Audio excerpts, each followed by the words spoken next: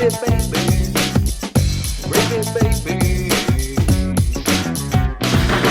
baby. What's up, ladies and gentlemen? Welcome to motherfucking Gravy, baby. Are we rolling or not? We are rolling. I need to know if we got to recount this story. We are rolling. Well, welcome to Gravy, baby, my little gravy biscuits and bitches and gravy boats and gravies. My little gravies. All right, I guess retell that story, Carmen, because I still don't have an answer on whether or not we were rolling. Okay. So, Suzio, fan of the podcast, one of my faves, met in person, delightful. One of our little biscuit bitches sent me a DM. It was either a DM or I think it was a DM on Instagram. And she goes, I went to a show to see DJ, and then this comedian showed up and took my seat, is what she said. And then she sends me a picture of Brian Regan talking to DJ. And I was like, oh, okay. Like one of all of our favorite comedians of all time showed up to see showed up at a random place. So much is funny. Yeah. And she's like, this fucking guy tried to take my seat. So much is funny about this. That was like 2 years ago. She's just been mad about it. It's for 2 years. She's been mad at Brian Regan, this one of the sweetest men in comedy. Also, not to get too upset about it, but I was on that show. Just no mention of me.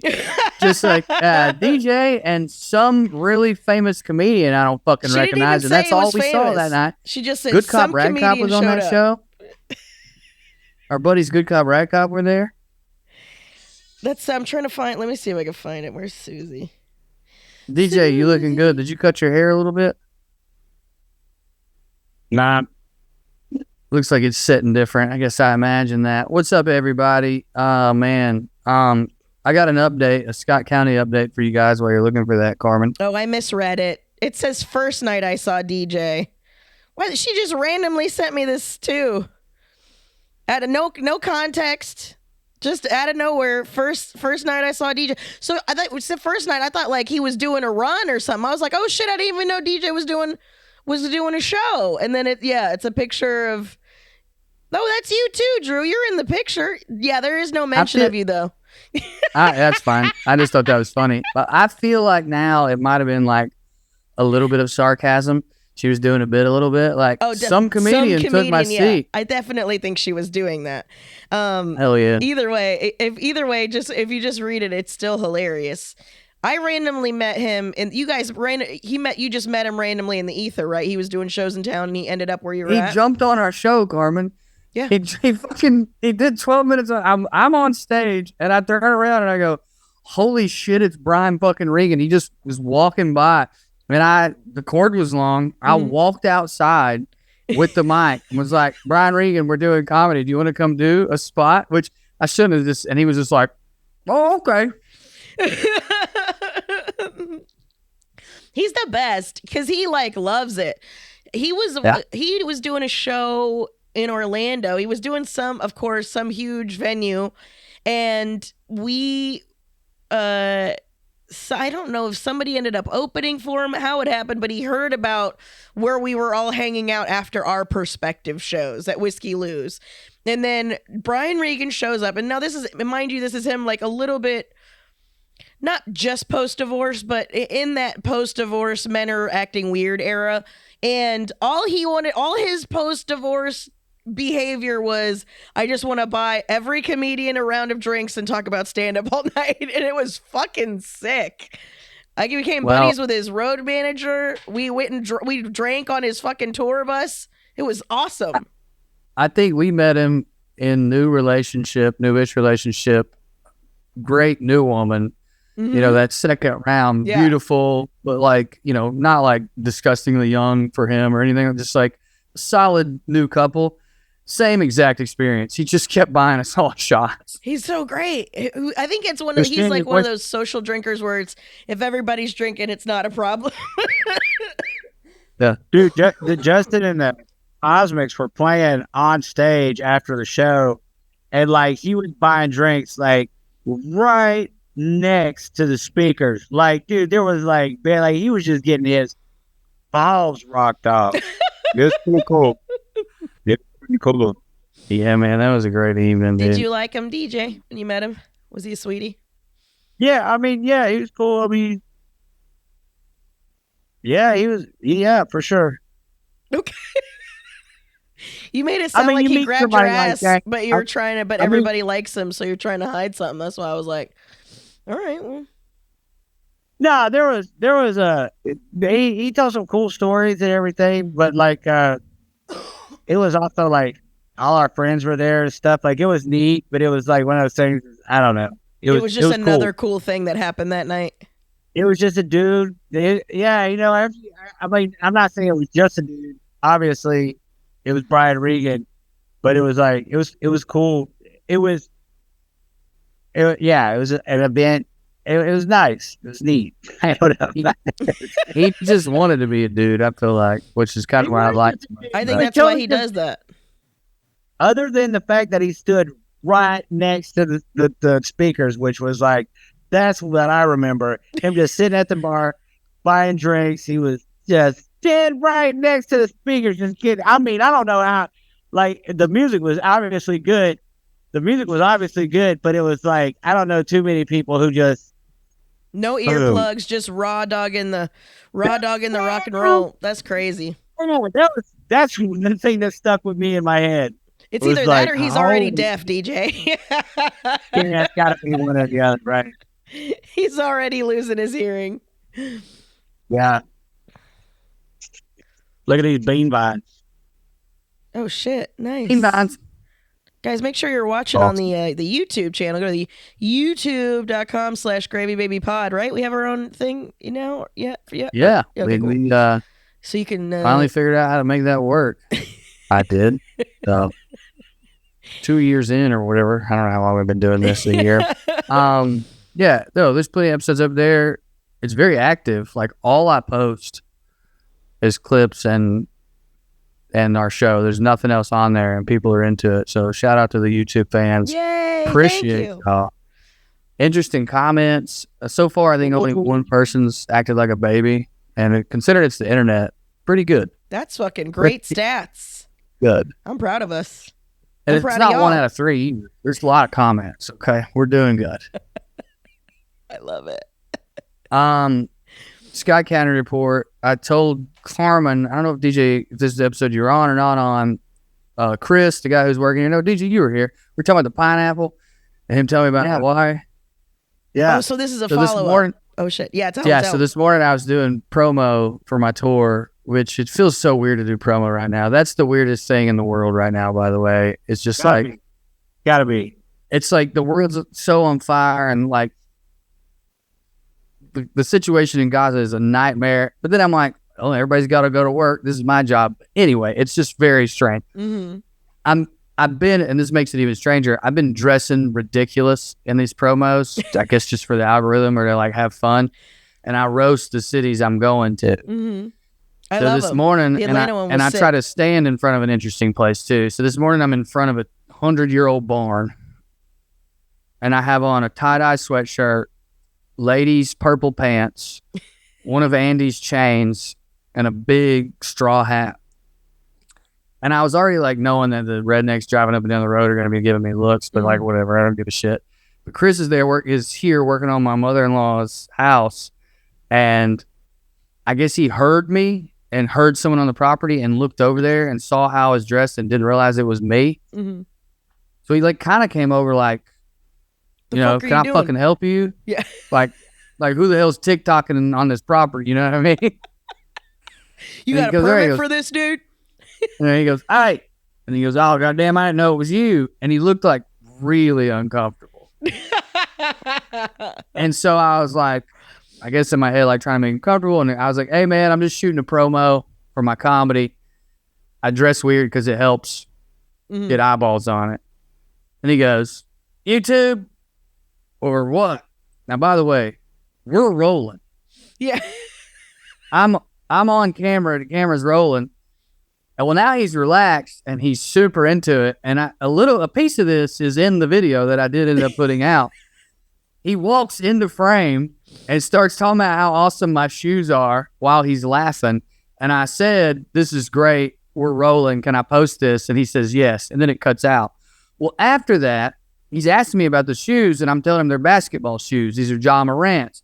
I ordered them the day before Ja Morant got arrested, and I found out he was punching 17-year-olds. Oh, shit. And then they came 4 months later, the day after he got suspended. I'm like telling him all this stuff, and he's like, "Well, I don't really like what basketball. I like football. I used to play."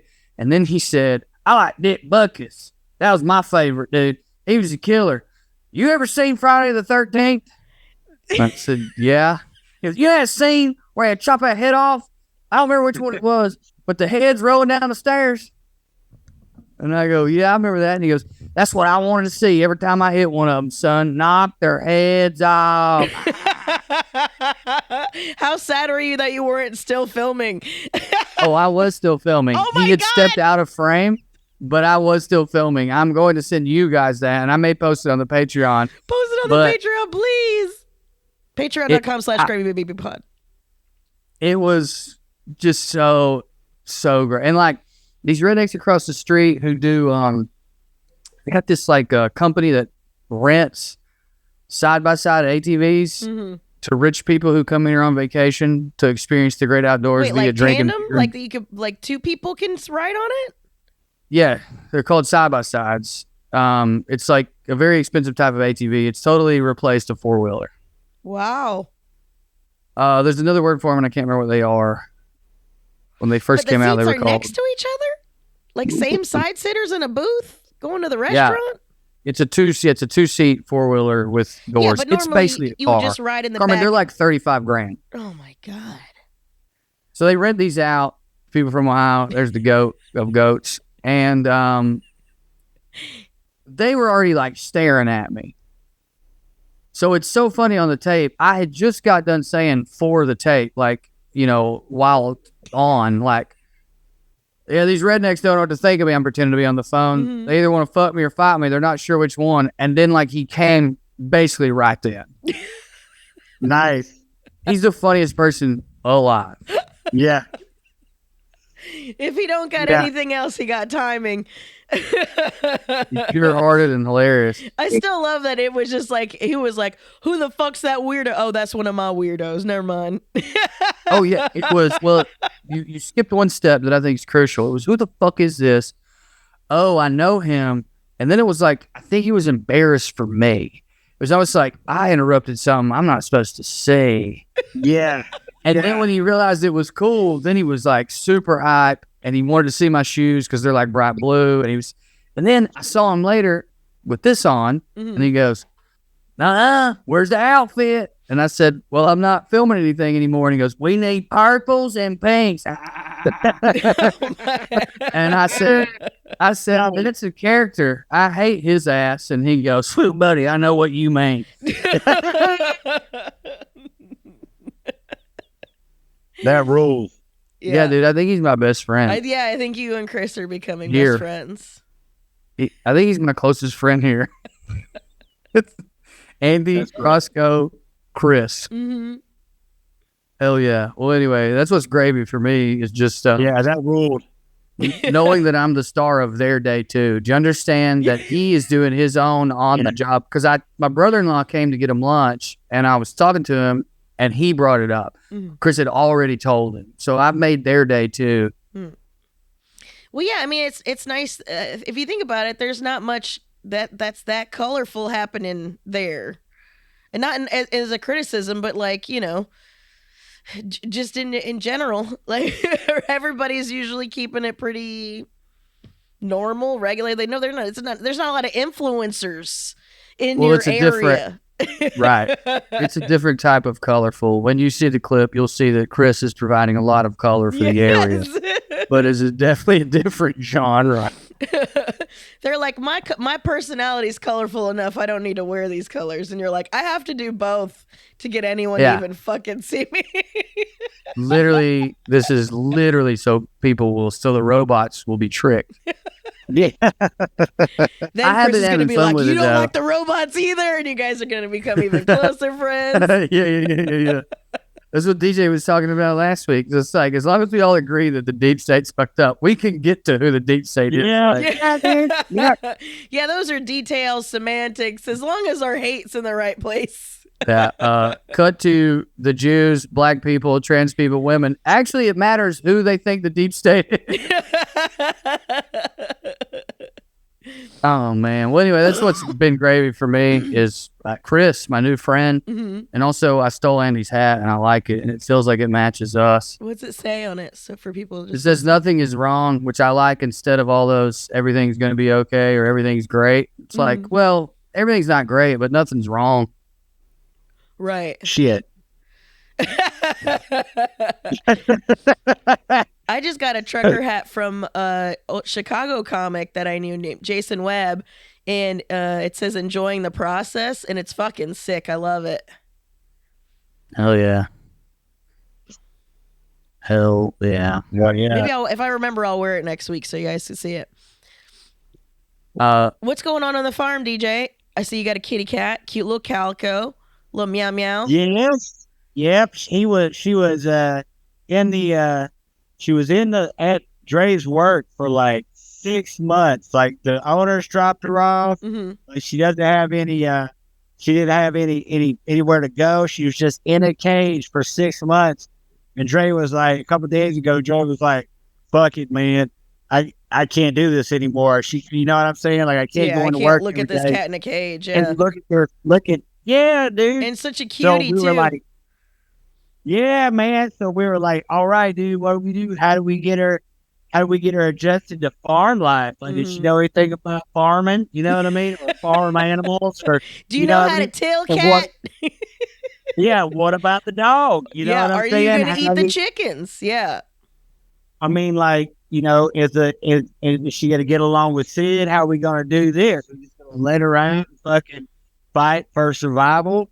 So, like, it's basically, we had her in the bathroom in her cage for a couple of days, and then we slowly have been letting her out. And this is her first day, like, amongst out in the ether, being part of the zeitgeist. Yeah, amongst the living. And so it's really cool. Straight animal kingdom, man. I love it.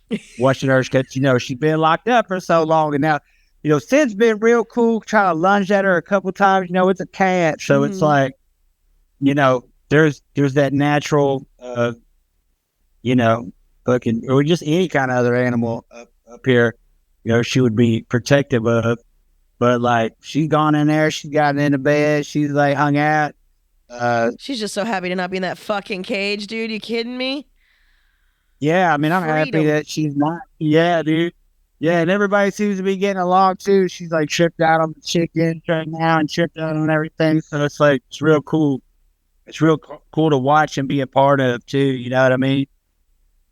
And she's kind of just making herself at home, man. So it's cool. I don't know.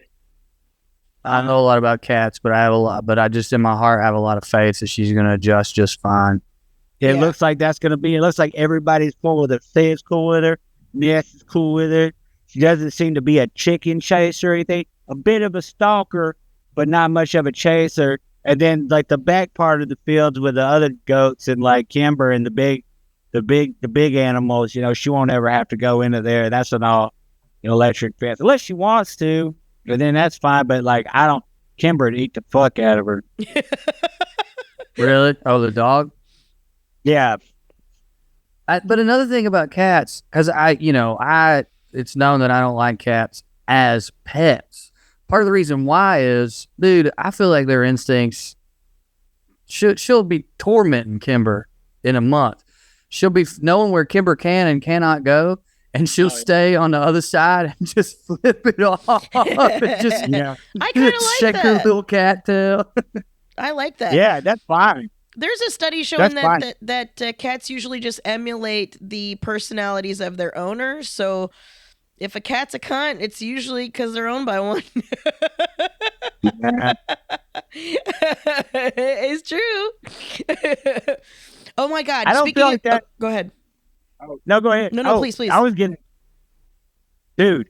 So I saw that you saw a movie, and I don't know if you're Oh my waiting God, that's for what I was about to segue into. Oh no, shit. Okay, all right. Oh, get out of my head, DJ. Okay, speaking of cats, I'll say this. I am the Fallout Queen. Anytime somebody gets a last minute cancellation, people love to hit me up for it. And I'm here for it because a lot of times it's something cool. And this is what it was. It was something cool. Excuse me. I got a text. And you know, sometimes when you get a text from a number you don't have saved, it'll say maybe someone. Like maybe Michelle or maybe Drew or maybe whatever. And they'll kind of like let you know it's maybe this person. And in the text, it says maybe Doug. And I thought it was my buddy Doug Roadhamel, who's an artist in Orlando that I just saw the week before. And he's an interesting, quirky, strange man. So I just get a text that's like, have you ever seen the movie Roar? ROAR. And I was like, do you mean the feminist episodic that came out on Apple TV? Or are you talking about the movie about the lions in the 80s? And they were like, the movie from the lions in the 80s. And then I was like, I remember hearing about it. I don't ever remember the film. So I jump in the Discord. I got a couple of buddies in there. My buddy Ganja John, who's got a Plex server where we pirate, in theory, for the sake of this joke, pirate a bunch of videos and TV shows and stuff. And I ask him and the other dude, Cannoli, that are in there. That's their names. They wanted to be called that. And I go, you guys ever seen the movie Roar from the 80s? And Cannoli had never seen it. And then Ganja was like, I feel like I saw that in the movie theater. I don't remember it, though. And I was like, my buddy's Doug's asking me about it. I don't know what the fuck it is. I hang up, and then he was Ganja goes, I'll put it in the Plex. So he starts downloading it, and then I get a text from the maybe Doug that says, do you want to do a Benson interruption about it at the Dynasty typewriter tonight? And I was like, oh, completely different Doug. And now you want me to MST3K this movie that I've never seen before. And I was like, what do you want me to watch it? He goes, no, if you've never seen it, that's exactly what I want. I want you to have never seen it and to genuinely react to it.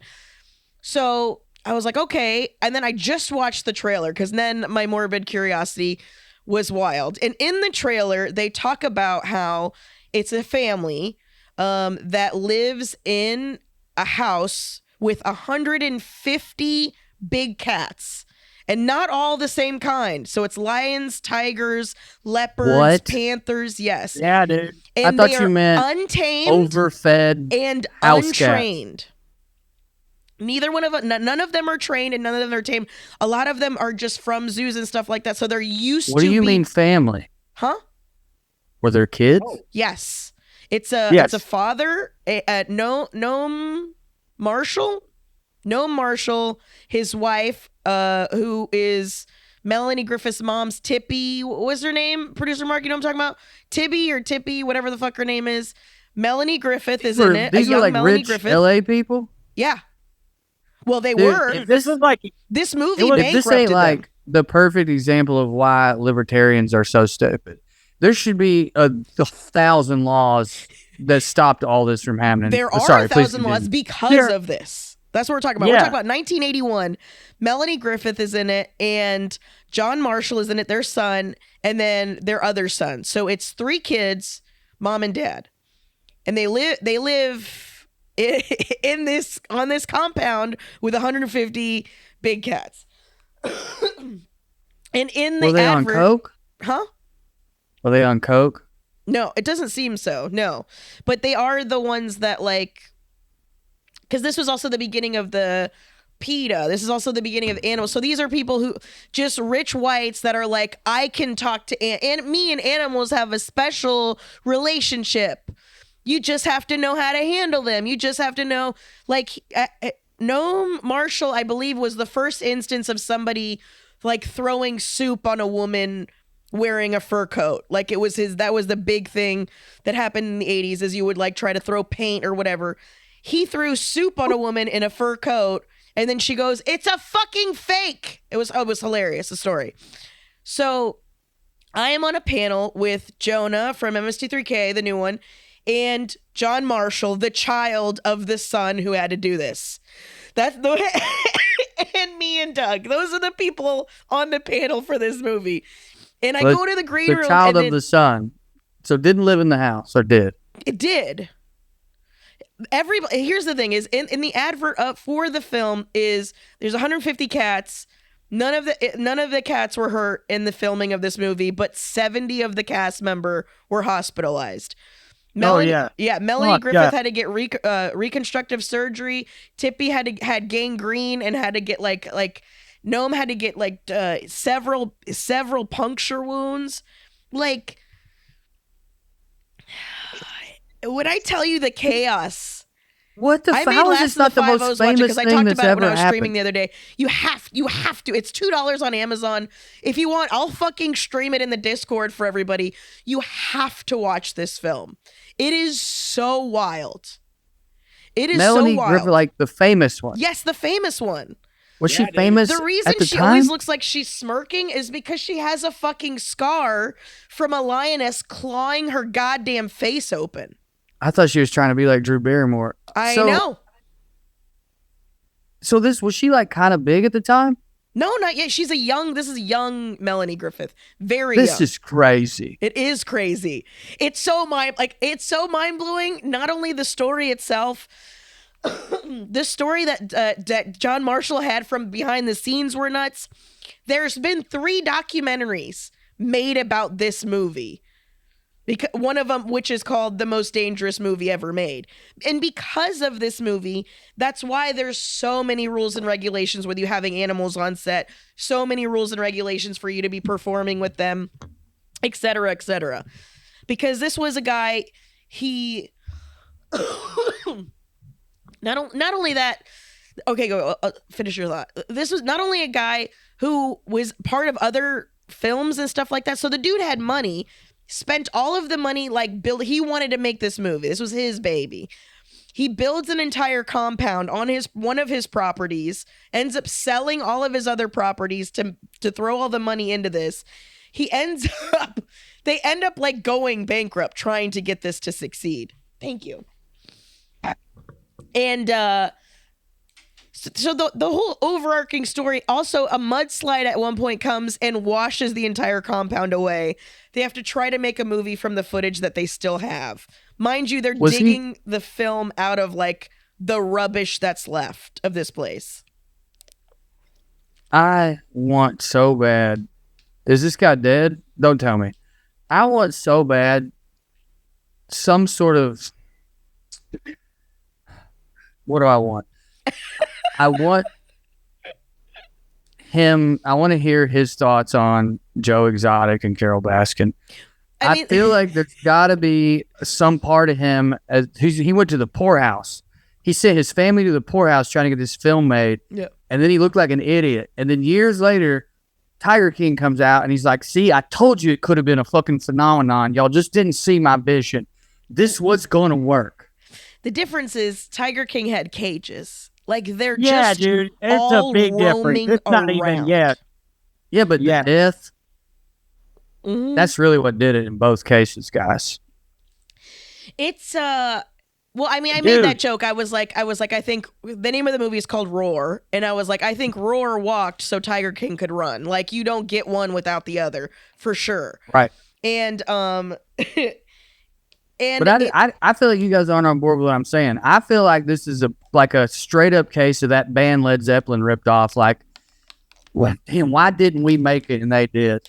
Because you're telling me his whole goal was just to get this movie made. His whole life was leading up to this moment, and it flopped. I assume because I've never heard of it till now. Well, it never got to get made. That's why it was called the most expensive home movie ever made, because at the time in '81, there wasn't a lot of things being made, so it was greenlit by MGM. But of course, they ended up spending all the money because somebody was going to the hospital every single week. Not only that, but just to give you some context of what's happening at that time, just about everyone in the crew, this was their first film. So nobody knows what the fuck they're doing. Nobody knows what the fuck they're doing. The people handling the cats, nobody knows what they're doing. There's no actual cat hand. There's one guy who had trained elephants. They had two elephants on set. So there was like that. It was filmed in fucking Santa Clarita, but it's supposed to apparently be filmed in Africa. And but then they're part of the movie. They're in boats and shit like that, and it was because the whole property was flooded. So they had to like refilm all of this shit with them on like boats and stuff. And every single time they get on a boat, a fucking tiger jumps in it and sinks the boat. And they have all this. I'm telling you, Drew, it's so incredible. I did not know watching a grown man get bit in the fucking quad by a curious lion could bring me so much joy. Oh my God, it's so funny. Oh my God, it's so fucking funny. It's $2 on Amazon. Treat yourself. I swear to God. You know what? Fuck it. This weekend, I'm going to stream Roar this weekend so everybody can see it. It's amazing. Yeah. They try to piece together a storyline, but it's just chaos that they obviously tried to piece together. And so, have you since watched any of the documentaries? I watched one of them. The one that the son made, the John Marshall. Because that was the whole thing. So I show up to Dynasty and, you know, I know what I'm going to be doing. I'm going to be making fun of this film. And then Doug introduces John, and then I pull Doug aside outside of the green room and I go, Doug, I don't feel comfortable ripping apart this fucking film in front of the dude who fucking almost lost his life in the film. That seems rude. Oh, and he goes, oh no, he hates his dad. He loves this. He's fucking furious still that his dad put him through this. And I was like, oh, okay, well, if that's the case, fuck your dad. I think other than a cult that like raped you, this has got to be the worst childhood. Yeah. Yeah, pretty much. Yeah. Then there was like maybe if you had a dad that overworked you, but even then I think I'd be outside in the heat than getting attacked by tigers. Imagine being at a meeting and you had something bad happen to you when you were a kid and you're sharing your story like an Addicts Anonymous or something, and then it cuts to dude, he's like, yeah man, my dad was crazy too.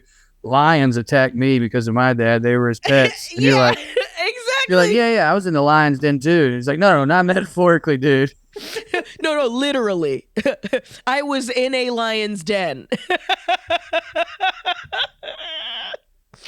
Is MGM the company that has the lion roar in the crowd? That's too much. Hollywood, baby. There's so many things like that. There's so many little things like that made it insane. Please. I made Last of the Five-O's watch the trailer for it when I was streaming the other day. Oh my God. It's treat yourself. You and Andy get together once Roscoe goes to bed and treat yourself. It is so good. Because here's the other thing about a cat bite. Instantly infected. 30. All of the bacteria those cats have in their mouth, instantly infected. Really? And they're out in the woods, Santa Clarita. There's they got no ambulance on board.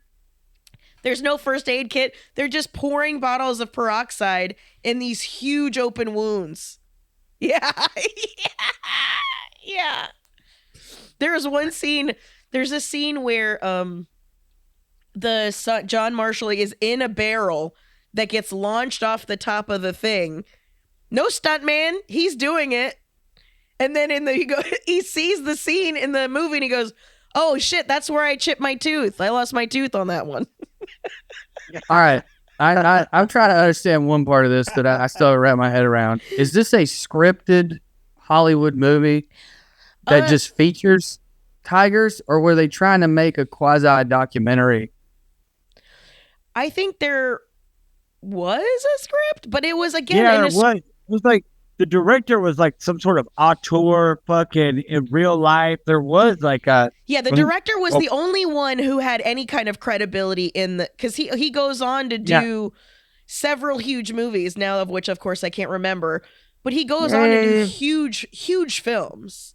I'm still denying this guy's credibility. He might be a good director on some other films, but you're ultimately responsible. This dude was like, yeah, your son, put him in a barrel and launch him over those man-eating tigers. Yeah. Well, the director doesn't have any say in that, does he? Of who gets Well, maybe not. He just got like, hired to be like, hey, make something out of this, and he damn sure did. Yeah, he did. Well, because that's the whole thing is like they basically tried to piece a lot of it together. Like after Melanie goes into the hospital, she's like, I'm not fucking coming back. So they have Melanie's best friend who had been there through the whole filming process to finish the scenes. And you can tell because she's got this shitty wig on. And yeah, I don't know. I'm blaming some of this on the director, DJ. I hear what you're saying, but it's like you give somebody a script with a rape scene. It's on the director to make sure it goes a certain way. But again, I think once That was everything's live destroyed, with he live. just has to make what's with whatever Yeah. they have. Totally. So there's kind of a Absolutely. script. I don't think the whole script was fully formulated. Doesn't that mean that the director was doing what he wants? No, I think the you're doing what director's the doing Lions whatever want. I think- Marshall wants. I think you're doing what the Lions want. You're doing whatever the Lions allow you. That's what Okay. ends up happening. Okay.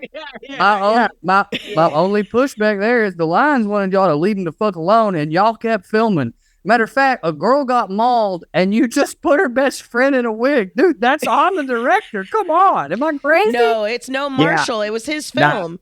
He at the end Yeah. of the day, he's the EP. He's the has the final say. The producer, Yeah, I went on the the producer director. who was also The in it. director could have quit. He could have been like, How hey, could I'm you? coming. If you're safe, how could you quit that train wreck? How could you say no? I'd be there early. And also, it's not the director because the director is the main character and the producer. It's no Marshall. The guy you're talking about is the cinematographer. Oh, yeah. Well, that's not his fault. All right. That's what I'm saying. The cinematographer doesn't get to make any of those. He just has to film No. it. And no Marshall would push All right. he would push the envelope every single time because the cats would get tired after doing 22 takes of him having the same fucking conversation. The Lion's like, I'm fucking bored, dude. And your hand's got a wide open wound and it smells like food. There's so many scenes where there's a lion just trying to rip off the bandages from an open wound that he has on his hand. They're trying to stick. They keep trying to bite his hand because it tastes like food. It's so fucking great, dude. It's so great. It brought me so much joy. It made me feel awful because I was like, somebody got hurt. But at the same time, I was like, you fucking morons. The depravity of like human, what is that, hubris? Yeah. So wild. I couldn't recommend it more. I couldn't recommend it. I almost don't want to watch it now because I have such a warm feeling inside from your description of it that I don't want to ruin that. I don't know if it can live up to the picture you've It can. It can. That's why, because I got it hyped up to me too. And then I was like, okay. And then I watched it and I was like, wow. Just fucking wow. Well, it also helped because I knew when people actually got wounded, you know, where what was fake and what wasn't.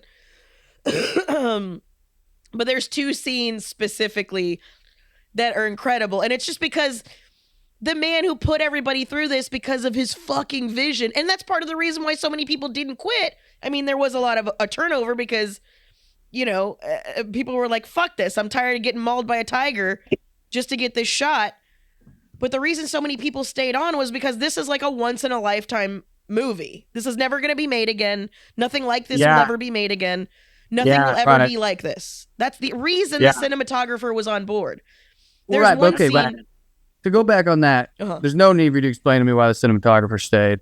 I get it now. The thing I was struggling with is the director is whose vision we're following, but now I understand that is the psychopath. Yes. Do you guys think that if like if the best boy grip did get mauled, you think any of them like got denied unemployment? They're just like, nah, dude, you're lying. That's not. You just quit your job. You didn't like it. Look what this dude wrote. He said he got mauled by a tiger on set. Yeah, you would have the evidence because I'm telling you, dude. Even the cinematographer. Yeah.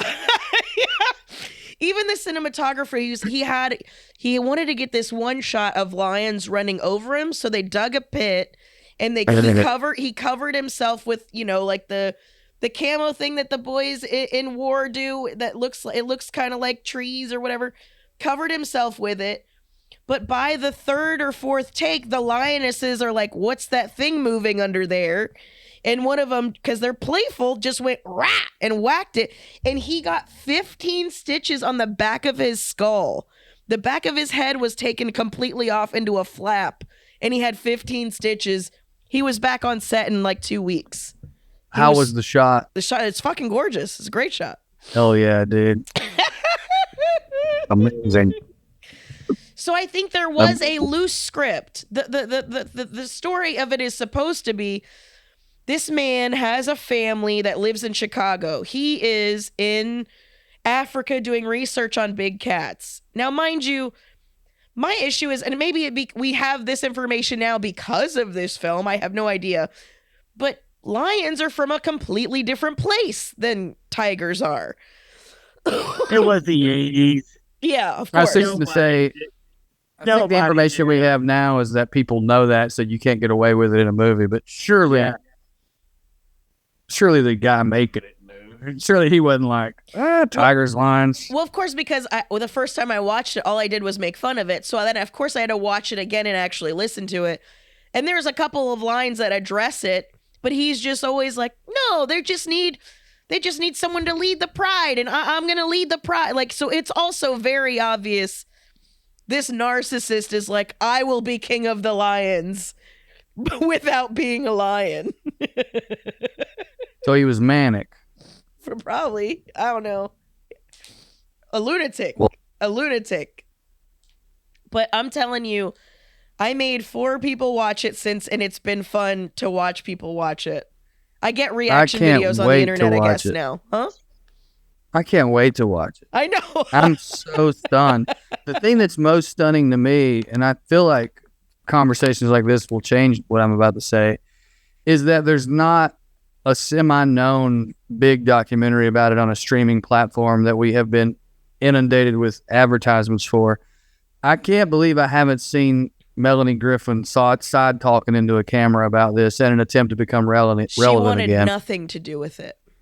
Yeah, but what about now that her career's winded down? You think if Netflix came through with some Netflix money and a really, really tight documentary crew, she wouldn't at least get 10? Somebody just got to make it. Yeah, somebody's just got to make it.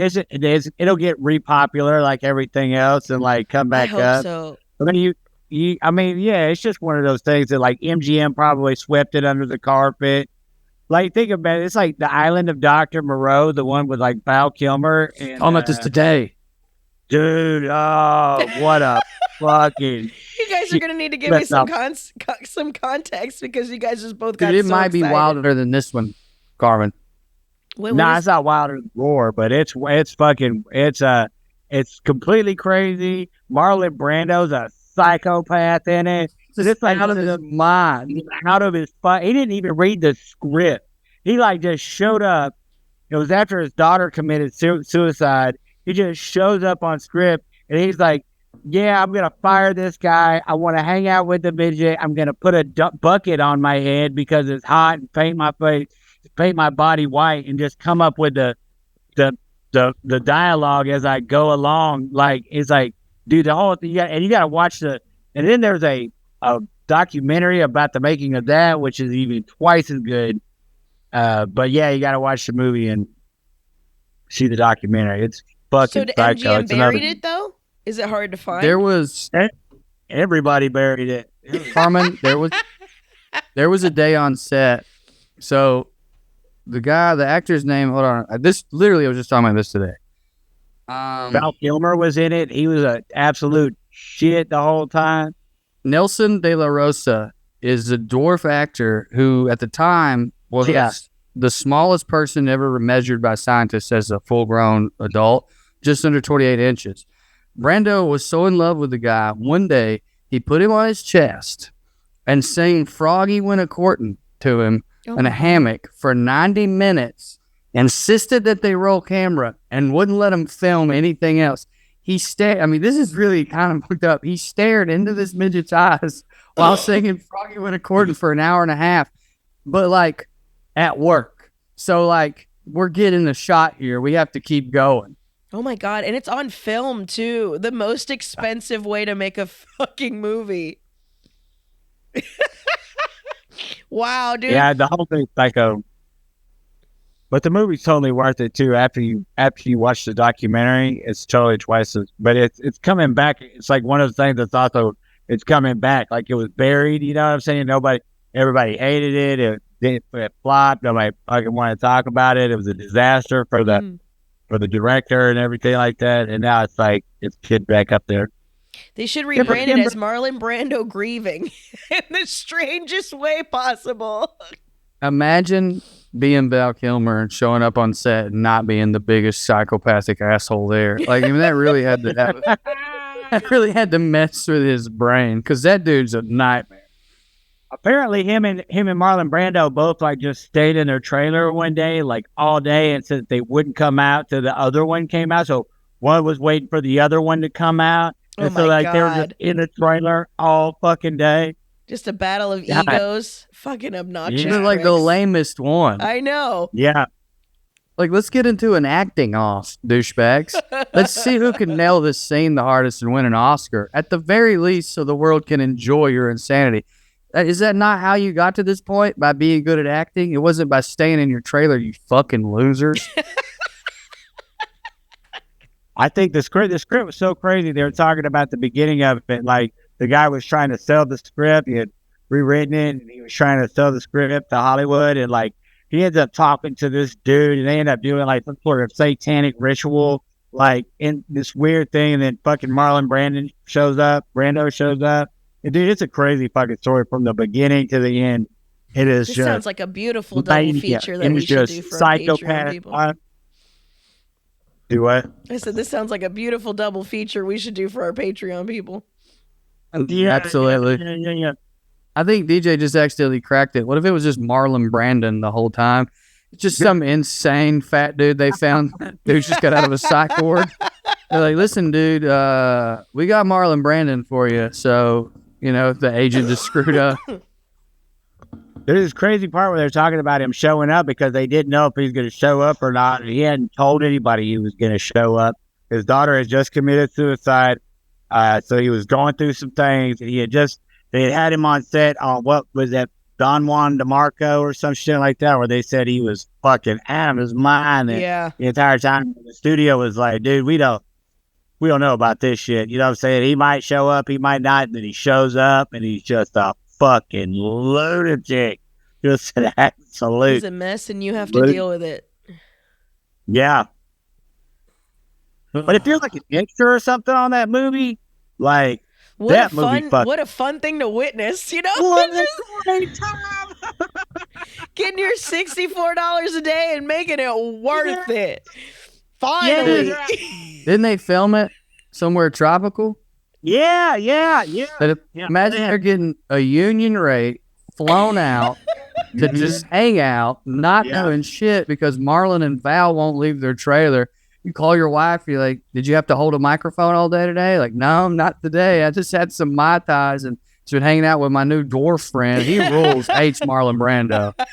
Oh my God, I just remembered there was some sort of uprising. So the original director like snuck in as an extra, and there was some sort of like, dude, I can't remember exactly what happened. He seems like in there, you like trying to like form like a mutiny or something. You know what I'm saying? I think because he got fired because Val Kilmer fired him or something crazy like that. Dude, you got to watch it. It's crazy. Was he also a midget? Did he sneak in a trench coat standing on somebody's shoulders? No, that was crazy. But that midget was like super horn dog too all the time. They said like the women would get elevator at the hotel with him, and he'd be all like banga banga, you know what I'm saying? It's like around their boobs and their butts and stuff. And like, yeah.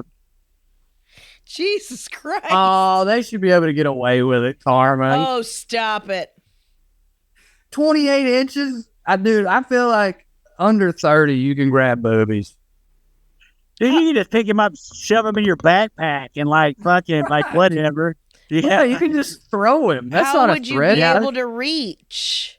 That's what I'm saying. Well, he asks you to pick him up first. He tricks you. He tricks you. He touches on your motherly instinct. He goes like this. You pick him up. Uppies. Uppies. Well, all right. I guess that's enough dehumanizing today. I do gotta go. I got the baby and stuff. Okay. You guys can keep going for a few more minutes if you want or not. That's up to you guys. Nashville, the 26th. That's a Wednesday. I'll be at Zany's. I'm excited about it. That's the only show I have to some plug. Bristol people who are going to come to that. That is postponed. I'm glad you brought that up. Some I people did that were announce going to go to that the on Bristol my show are going to Instagram. go to the Nashville show because Bristol got postponed till the club gets done. Yeah, if anybody did miss that, Bristol, the club was they're remodeling it. It's not quite done, and we love those folks, and excited to come back and do the new club as soon as I can. So Nashville, June 26th. I'm doing shows around Los Angeles. Make sure you guys join the Patreon, patreon.com/gravybabypod. I will be streaming Roar this weekend. I will post about it in the Discord. If you're not in the Discord, join it up because that's where I am the most active and where you could contact us if you needed to. But man, I can't wait for you guys. I really want you to see it because DJ, you've seen it, right? You've gotten Yeah. Oh my I don't God. remember. It was one of those things that would like when we'd smoke a bunch of weed and like we turn on it was like Beastie Boys, Skills to Pay the Bills, Roar, or like Andrew. something by David Lynch or something. Would be our like when we had parties and we just had something on the video, on the VCR, on the video machine. On the video machine. But we'd always have Roar on too, because people would come in and be like, "What the fuck?" I feel like there was kind of a script, but there was no way to really get. I think they got a lot of it made, and then the end of it, they just kind of had to piece together because with everything that happened, did you watch the documentary about it? With everything that happened, there was only so much you could do. I was watching this. What I remember mostly about it, what I remember of it more than I even remember the movie, was that there was a discussion. I forget where it was at. It might have been a podcast or something I was listening to, where they were talking about these crazy movies that, like John Landis and the fucking Alfred Hitchcock, all these different people who had made, where the auteur director, the director of, the people who did The Exorcist, who just fucked all those people up. Like that girl got her back broke, and like they wanted people. No safety precautions whatsoever. Yeah. Oh yeah, because they wanted to make it seem like you were scared and seem like you were hurt, so they wanted it to be real and be real. It's like I thought that was the whole point of the acting thing, though. Right. But that type of director, yeah, I remember them talking about and going into detail about like how that all happened. That's what I remember most of it. But I remember is when it came out, when Roar came out, it flopped immediately. Where they didn't even want to release it. So they had to self-release it. Nobody bought tickets to it. So then they marketed it as a horror movie, which it's very much not. And then they switched all of the marketing to be like a family-friendly film. Also not that. And then years later, they tried to resell the movie as a like extreme comedy, which is the closest thing to what it is. That's the closest thing to what it is. Yeah, man, I think that was one of the major problems with what they had, is that they didn't know how to market it. Like they didn't know, especially in like 81, 82. You could have totally came out and been like, yo, because like this when like Trauma and that starts like blowing up. You know what I mean? You could have been like, this is a balls out gore fest of wild insanity, zany. Because like nobody's gonna go see the rest of that shit. Like at that point in time, I don't think. But I definitely know people would have gone to go see some bonkers ass fucking just what the fuck. And also you have to tell people what it is instead of this is just a weird movie. Some of this could be special effects. Some of it could be, you know what I'm saying? Yeah. But there was none of that. It was so low budget. It was just a family risking their lives for their dad's fucking cockamamie vision or whatever. Woof. And that's how it should have been. That's totally how it should have been fucking marketed. Yes. That's totally what it should. Yeah. Yeah. Absolutely. Well, let's watch it together. I'm gonna try to stream it this weekend. I think I want everybody to see it. So if you're not in the Discord, join the Discord. It's usually in the liner notes for our episode, right? If not, Proven Paradox usually posts it, but it's usually in the description. If not, just hit us up on Instagram or one of the things, and we'll give you a link to it. But yeah, you have to see it. And it'll be back to back. I'll do a double feature of the movie and then the documentary. You have to watch it. Yeah, that's the way to do it. It's so ridiculous. But thank you guys so much for listening. Make sure you guys join the Discord, join the Patreon, patreon.com/gravybabypod, so we can pay producer Mark to insert himself in all of our episodes. And we love you and we appreciate you, and we'll see you next week. Bye. Bye.